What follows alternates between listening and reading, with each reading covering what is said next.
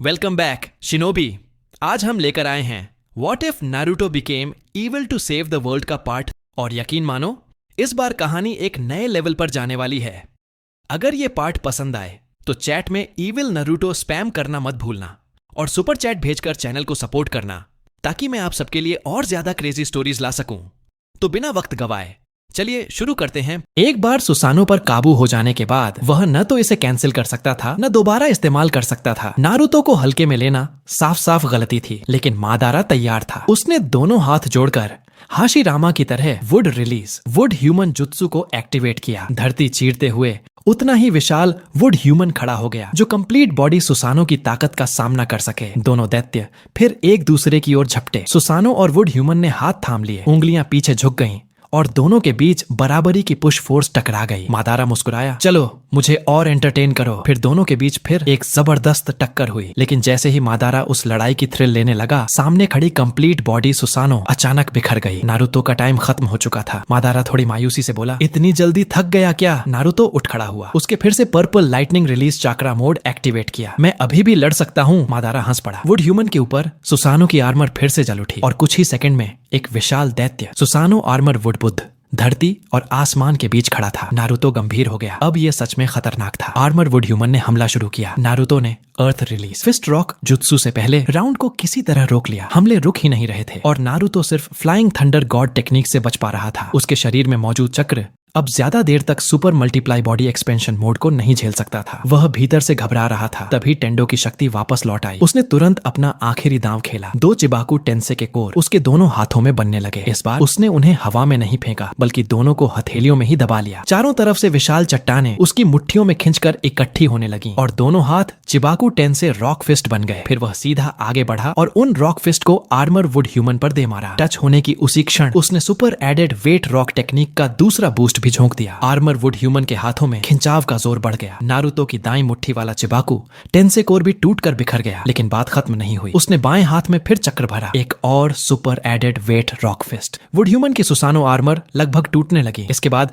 Naruto ने जोर लगाकर वुड ह्यूमन की कमर को पकड़ लिया, उसे ऊपर उठाया और जमीन पर दे पटका। यह था उसका आखिरी अटैक, लिगर बॉम्ब। पहाड़ फट गए, हवा बिखर गई। सुसानो आर्मर वुड ह्यूमन पूरी तरह चकनाचूर हो चुका था। मादारा ने टूटते मलबे से बाहर छलांग लगा दी, लेकिन उसका शरीर भी आधा टूट चुका था। उधर नारुतो का सुपर मल्टीप्लाई बॉडी एक्सपेंशन पूरी तरह खत्म हो गया। वह बेहद कमजोर दिख रहा था, मानो सिर्फ हड्डियां और चमड़ी बची हों। चक्र की कमी के चलते उसका शरीर फैट बर्निंग मोड में जा चुका था। उसने मौके का फायदा उठाया और मादारा की पीठ में कई ब्लैक रॉड्स ठोंककर उसे वहीं जकड़ दिया। उसकी चक्र को सोखते ही नारुतो फिर सामान्य हो गया। तभी ब्लैक जेत्सु आया और मादारा को छुड़ा ले गया। नारुतो ने रोका नहीं बल्कि बस एक चेतावनी की लाइन दी। मादारा ने पलटकर उसकी ओर देखा, आंखों में हल्की चमक आई और फिर ब्लैक जेत्सु के साथ हवा में गायब हो गया। नारुतो और मादारा की दूसरी भिड़ंत नारुतो की मुश्किल जीत के साथ खत्म हुई। इसके बाद कोनन ने सहारा देकर नारुतो को अमेगा कुरे वापस ले गई। लोगों ने उसे वैसा ही स्वागत दिया जैसे उस दिन जब उसने पेन को हराया था। इस नजारे ने उसे गहराई से छू लिया। थके चेहरे पर भी एक हल्की मुस्कान आ गई। इस लड़ाई में गांव की इमारतें बहुत टूट गईं, लेकिन एक भी आम नागरिक को चोट नहीं लगी। नारुतो ने कोनन का दिल से धन्यवाद किया। गांव का रिकंस्ट्रक्शन तो यामाटो जैसे बंधे के लिए मिनटों का काम था। उस रात नारुतो और कोनन देर तक बैठे गांव के दोबारा निर्माण की बात करते रहे, लेकिन जैसा सब जानते हैं अधिकतर फंड तो कोनन पहले ही पेपर बम खरीदने में उड़ा चुकी थी। लेकिन तभी उसकी आंखें चमक उठी। सुना था कि काकुजू ने पहले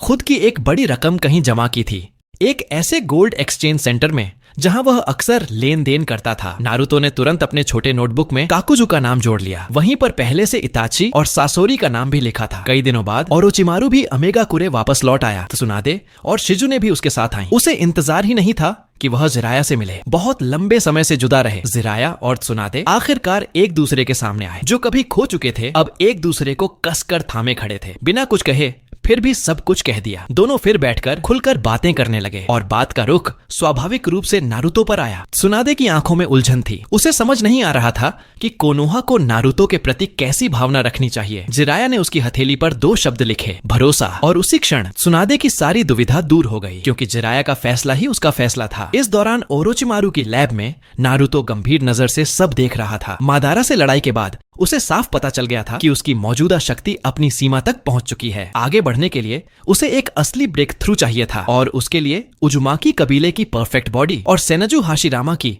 वुड स्टाइल क्षमता ही सबसे बड़ा रास्ता थी और ओरोचिमारू कभी निराश नहीं करता। उसने पहले ही उजुमाकी मिट्टो सेल्स को पूरी तरह एक्सट्रैक्ट कर लिया था। उसने सेल्स का सैंपल नारुतो के शरीर में इंजेक्ट कर दिया ताकि उसके भीतर सोई हुई असली उजुमाकी चक्र क्षमता पूरी तरह जाग सके। जैसे ही नारुतो नींद से उठा, उसने अपने शरीर में एक नया ही जन्म महसूस किया। ये है उजुमाकी कबीले का असली चक्र। उसे यकीन नहीं हो रहा था कि उसके अंदर इतनी भारी शक्ति छुपी हुई थी। उसके सख्त सुनहरे बाल भी अचानक नरम चमकीले लाल बाल बन गए। वह मुस्कुराया, बिल्कुल माँ जैसे।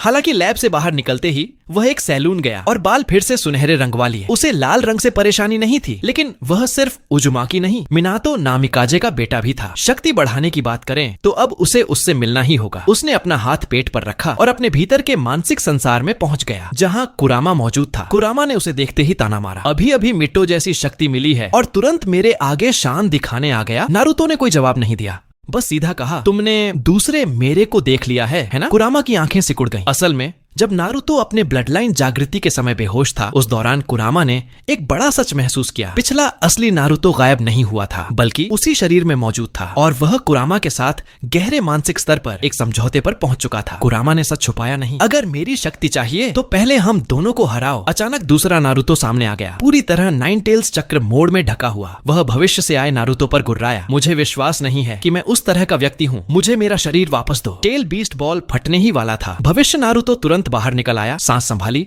और गंभीर आवाज में बोला, कुरामा की शक्ति वापस लेने से पहले मुझे असली दुनिया के ट्रुथ वाटरफॉल जाना होगा। अब सिर्फ अतीत के गम को हराना नहीं, बल्कि उस मासूम पुराने खुद को हराना है। उसने पहले माउंट म्योबुकू जाने का फैसला किया, क्योंकि जिराया ने पहले उसके 4 सिंबल सील की चाबियां वहां के स्क्रॉल टोड के पास रखवाई थी। इनवर्स समनिंग से नारुतो फिर से माउंट म्योबुकू पहुंच गया, जहां की हवा और दृश्य ने उसे पिछले जीवन की ट्रेनिंग की याद दिला दी। दोनों टोड सेज की गाइडेंस में वह आखिरकार महान टोड सेज गामामारू से मिला। गामामारू शांत स्वर में बोले और फुकासाकु व शिमा को बाहर भेज दिया। उन्हें नारुतो से अकेले में बात करनी थी। जैसे ही दोनों बाहर गए, गामामारू ने एक ऐसी बात कही कि नारुतो की आंखें फैल गईं। तुम उस कारासुकी टूल के जरिए वापस आए हो, है ना? नारुतो वहीं ठिठक गया। भविष्य देखने की क्षमता रखने वाले महान टोड सेज गामामारू से कुछ भी छुपा नहीं रहता। वह पसीना पसीना हो गया। उसे उम्मीद नहीं थी कि गामामारू पहले से सब समझ चुके हैं। भविष्य से लौटकर इतिहास बदलने की वजह से उसके इस जीवन का भविष्य अब किसी भी दिशा में बदल सकता था। ओत्सुत्सुकी, मोमोशिकी और किंशिकी जैसे लोग कभी भी जल्दी या देर से इस दुनिया में आ सकते थे। यह सोचकर नारुतो के माथे पर पसीना छलक आया। पहले जीवन में मोमोशिकी और बाकी लोग बोरुतो युग में आए थे। अभी उससे 10 साल से भी ज्यादा समय बाकी था। अगर देर से आए तो ठीक, अगर जल्दी आए तो पूरी निंजा दुनिया पहले ही जंग में झोंक दी जाएगी। यह था समय से छेड़छाड़ का परिणाम, जोखिम और अवसर दोनों साथ। गामामारू ने आगे कहा, मैंने एक सपना भी देखा है। भविष्य से लौटे इस युवक के हाथों ही दुनिया का असली भाग्य तय होगा, या तो लाजवाब तरक्की या फिर विनाश। नारुतो सब समझ गया। वह वही भविष्यवाणी का बच्चा था। उसने स्क्रॉल टोड से 4 सिंबल वाली सील की चाबी ली, गामामारू को विदा कहा और अमेगाकुरे लौट आया। अब उसकी अगली मंजिल थी ट्रूथ वाटरफॉल, जो लैंड ऑफ थंडर के टर्टल आइलैंड पर था। वहीं उसे अपने अतीत वाले मासूम नारुतो से सामना करना था। भविष्य का नारुतो बनाम इस युग का नारुतो। कुछ देर बाद वह ट्रूथ वाटरफॉल के सामने चट्टान पर बैठा था। जैसा उसने सोचा था, उस युग का मासूम नारुतो पानी से बाहर आया और बोला, तू धोखेबाज जिसने मेरे शरीर पर कब्जा कर लिया है, आखिरकार मेरे सामने आने की तेरी हिम्मत हो ही गई। भविष्य वाला नारुतो शांत रहा। अतीत हो या भविष्य, वह जानता था कि सामने खड़ा यह वर्जन उस रास्ते पर चला ही नहीं था जिसे वह खुद अपना निंडो मानता है। मासूम नारुतो ने जोर देकर कहा कि सब लोग एक दूसरे को समझेंगे और दुनिया में शांति आएगी। भविष्य वाला नारुतो हल्का सा हंसा, मैंने भी यही सोचा था, लेकिन सास्के को अपनी बाहों में मरते देखा था, याद है? अगर लोगों में सच में समझ होती तो फायर शैडो बनने के बाद भी क्यों बार बार तबाही आती रही? तुमने कोनन दीदी से एक शांत अमेगाकुरे का वादा किया था, पर आखिर में क्या हुआ? अमेगाकुरे तो अकात्सुकी का अड्डा बन गया। मासूम नारुतो चुप रह गया। उसके विश्वास में पहली बार दरार पड़ी। तभी अचानक एक तीसरा नारुतो सामने आ गया। वह उसके भीतर मौजूद अंधकार का रूप था और उसने पहले से भी ज्यादा चुभने वाली बातें कही। मासूम नारुतो टूट गया। गोल्डन चक्र उसके शरीर से फटकर बाहर निकला। अंधेरे नारुतो ने मौका पाकर उसे अपने साथ मिला लिया और काली धुंध से घिरी गोल्डन चक्र की आकृति सीधे 9 टेल्स का रूप ले ली। 9 टेल्स ने एक विशाल टेल बीस्ट बॉल तैयार किया और सीधा नारुतो की ओर फेंक दिया। नारुतो ने बाएं हाथ से प्रेता पाठ एक्टिवेट किया। टेल बीस्ट बॉल वहीं रुक गया और सिकुड़ने लगा। गुस्से में नाइन टेल्स ने कई छोटे टेल बीस्ट बॉल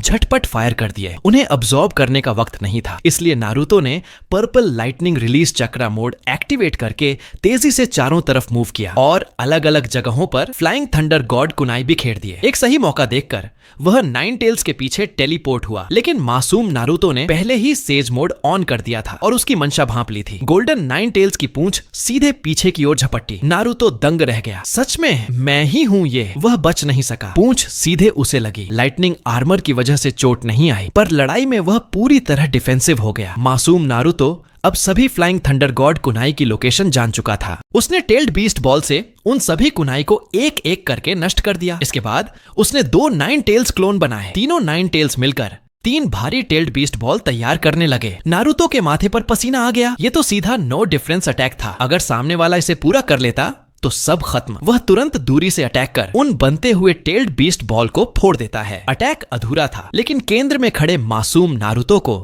भारी नुकसान पहुंचा। 2 नाइन टेल्स क्लोन गायब हो चुके थे और असली नाइन टेल्स का शरीर भी आधा टूट चुका था। अब पलटवार करने का वक्त था। नारुतो ने 9 लोहे की ब्लैक रॉड नाइन टेल्स की गोल्डन टेल्स में सटीकता से गाड़ दी। फिर वह सीधा मासूम नारुतो की ओर झपटा। घबराहट में मासूम नारुतो नाइन टेल्स से बाहर कूद आया और एक रासेन शुरिकेन बनाकर फेंक दिया। नारुतो ने शिनरा टेंसे से उसे उछाल दिया और तुरंत बांशो टेनिन से उसे अपनी तरफ खींच लिया। लेकिन मासूम नारुतो ने हिम्मत नहीं हारी और एक विशाल बिग बॉल रासेंगन तैयार कर लिया। नारुतो ने एक हाथ से उसका सामना किया। दोनों रासेंगन हवा में टकराते ही जोरदार धमाके से फट पड़े। जमीन पर गिरते ही नारुतो ने दोनों हथेलियां जोड़कर चिबाकू टेंसे तकनीक बनाई और उसने मासूम नारुतो के नाइन टेल्स चक्र को एक ग्रेविटेशनल कोर के रूप में इस्तेमाल किया, जिससे सेलेस्टियल स्टार का निर्माण हुआ। वह नीचे सेलेस्टियल स्टार के नीचे super added weight rock jutsu चला रहा था, लेकिन मासूम नारुतो ने तुरंत ultra light weight rock jutsu का इस्तेमाल किया और स्टार को चीरते हुए बाहर निकल आया। यह देखकर नारुतो मुस्कुरा दिया। उसने एडमेंटाइन सीलिंग चेन तकनीक से